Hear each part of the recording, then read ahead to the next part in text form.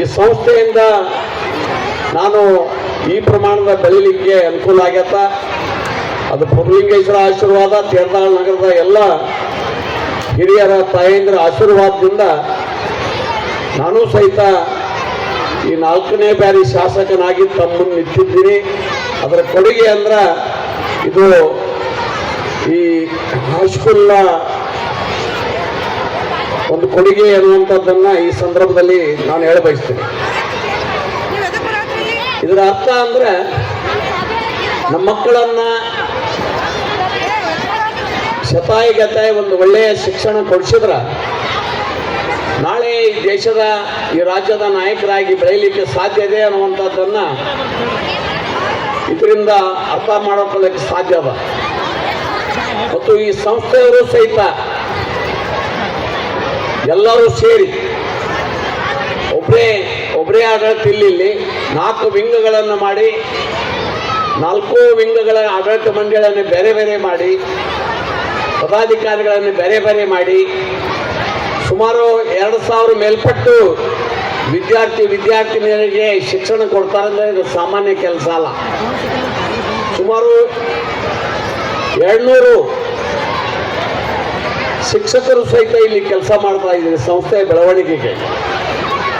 ನಾವು ಕಲಿ ಮುಂದೆ ಬಂದು ಭಾಳ ಸಣ್ಣ ಸಂಸ್ಥೆ ಇತ್ತು, ಹಾಗೂ ಸಹಿತ ಜೂನಿಯರ್ ಕಾಲೇಜ್ ಇತ್ತು.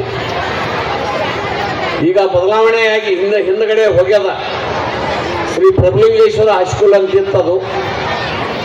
ಈಗ ಬದಲಾವಣೆ ಮಾಡಿ ಈಗ ಈ ಸ್ವಂತ ಸಂಸ್ಥೆಯನ್ನು ಹುಟ್ಟುಹಾಕಿ ಬಹಳ ಯಶಸ್ವಿಯಾಗಿ ಈ ಊರಿನ ಸುತ್ತಮುತ್ತಲಿನ ಗ್ರಾಮಗಳಿಂದ ಆಗಮಿಸಿರ್ತಕ್ಕಂಥ ಮಕ್ಕಳಿಗೆ ಉತ್ಕೃಷ್ಟ ಶಿಕ್ಷಣವನ್ನು ಕೊಡುವಂಥ ಸಂಸ್ಥೆಯಾಗಿ ಹೊರಹೊಮ್ಮಿದ.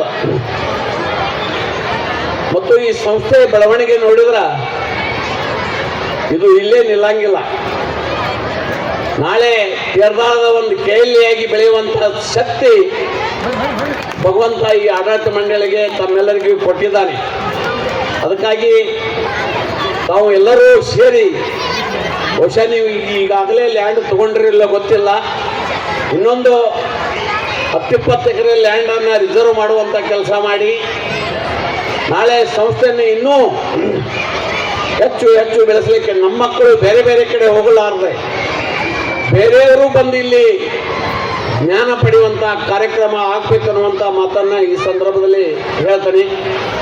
ಆ ರೀತಿಯಾಗಿ ಈ ಸಂಸ್ಥೆ ಒಳಗೆ ಯಾವುದೇ ರೀತಿ ಭೇದ ಭಾವ ಮಾಡಲಾರ್ದೆ, ಜಾತಿ ಭೇದ ಪಕ್ಷ ಭೇದ ಮಾಡಲಾರ್ದೆ ಒಂದಾಗಿ ಇದು ಸರಸ್ವತಿ ಮಂದಿರ ಅಲ್ಲಂಪ್ರಭುವಿನ ಸ್ಥಾನ ಅಂತ ತಿಳ್ಕೊಂಡು ನಾವೆಲ್ಲರೂ ಭಕ್ತಿಯಿಂದ ನಮಿಸಿ ಈ ಸಂಸ್ಥೆ ಒಳಗಡೆ ಬಂದು ಇದೊಂದು ನಮ್ಮ ಜೀವನದ ಋಣ ತೀರಿಸುವಂಥ ಕೆಲಸ, ಈ ಸಮಾಜದ ಋಣ, ದೇಶದ ಋಣ ತೀರಿಸುವಂಥ ಕೆಲಸ ತಿಳ್ಕೊಂಡು ಸೇವಾ ಭಾವನೆಯಿಂದ ಈ ಸಂಸ್ಥೆಯಲ್ಲಿ ಕೆಲಸ ಮಾಡಿದ್ರೆ ಇದು ಬೃಹದಾಕಾರವಾಗಿ ಬೆಳೀಲಿಕ್ಕೆ ಸಾಧ್ಯ ಇದೆ ಅನ್ನುವಂಥ ಮಾತನ್ನು ಈ ಸಂದರ್ಭದಲ್ಲಿ ನಾನು ಹೇಳಬಯಸ್ತೇನೆ.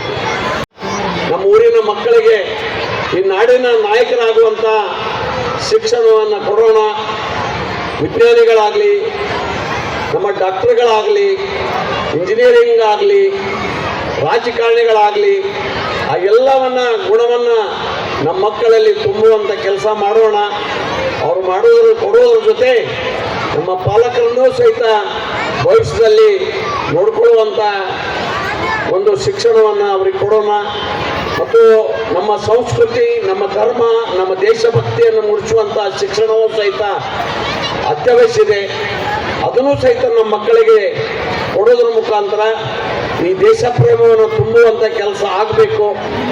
ಅವರ ಆಡಳಿತ ಅವಧಿಯಲ್ಲಿ ಮುಂದೆ ಬರುವಂಥ ದಿವಸದಲ್ಲಿ ಈ ದೇಶ ಜಗನ್ಮಾತೆಯಾಗಿ ಬೆರೀಲಿ, ಬೃಹತ್ ಶಕ್ತಿವಂತ ರಾಷ್ಟ್ರ ಆಗಲಿ ಅನ್ನುವಂಥ ಆ ಶಕ್ತಿಯನ್ನು ಆ ಪರಮಾತ್ಮ ಎಲ್ಲ ಆಡಳಿತ ಮಂಡಳಿಯ ಸರ್ವ ಸದಸ್ಯರಿಗೆ, ಎಲ್ಲ ಗುರುವೃಂದಕ್ಕೆ ಮತ್ತು ಎಲ್ಲ ಗುರುಮಾತೆಯರಿಗೆ ಮತ್ತು ಇದಕ್ಕೆ ಸಹಕರಿಸುವಂಥ ಊರಿನ ಎಲ್ಲ ಶಿಕ್ಷಣ ಪ್ರೇಮಿಗಳಿಗೆ, ತಾಯಂದಿರಿಗೆ, ಯುವಮಿತ್ರರಿಗೆ ಕೊಡಲಿ ಅಂತ ನಾನು ಪ್ರಾರ್ಥನೆಯನ್ನು ಮಾಡಿ, ನಾನು ನಿನ್ನೆನೇ ಬರಬೇಕಾಗಿತ್ತು. ನಾನು ಬೆಂಗಳೂರಿಗೆ ಹೋಗಿದ್ದೀನಿ, ನಮ್ಮ ಮೀಟಿಂಗ್ ಇದ್ದ ಕಾರಣಕ್ಕಾಗಿ ಅನಿವಾರ್ಯ ಬರೋದು ಆಗಲಿಲ್ಲ. ಒಂದು ವೇಳೆ ಇದ್ರೂ ಬರೋದು ಆಗ್ತಿದ್ದಿಲ್ಲ, ಯಾಕಂದ್ರೆ ನಮ್ಮ ಪಕ್ಷದ ಅಧ್ಯಕ್ಷ ಇಲ್ಲಿ ಮುಗುಳು ಕೊಡಕ್ಕೆ ಬಂದಿದ್ರು, 4 ತನಕ ಬಿಡಲಿಲ್ಲ ಅವರು, ಅಲ್ಲೇ ಕುಂಡ್ರದು ಹಾಕಿ. ಅದರಿಂದ ಇವತ್ತು ನನಗೆ ಬರಲಿಕ್ಕೆ ಆಡಳಿತ ಮಂಡಳಿಯವರು ಹೇಳಿದಾಗ ನನಗೂ ಈ ಒಂದು ವೈಭವವನ್ನು ನನ್ನ ಕಣ್ಣು ತುಂಬಿಕೊಳ್ಳಿಕ್ಕೆ ಅವಕಾಶ ಮಾಡಿಕೊಟ್ಟು, ಇದು ನನ್ನ ಶಾಲೆ, ನಾನೂ ಸಹಿತ ಇದೇ ಶಾಲೆಯಲ್ಲಿ ಕಲಿತು ಈ ಮಟ್ಟಕ್ಕೆ ಬೆಳೀಲಿಕ್ಕೆ ಕಾರಣೀಭೂತ ಆಗಿದ್ದೀನಿ.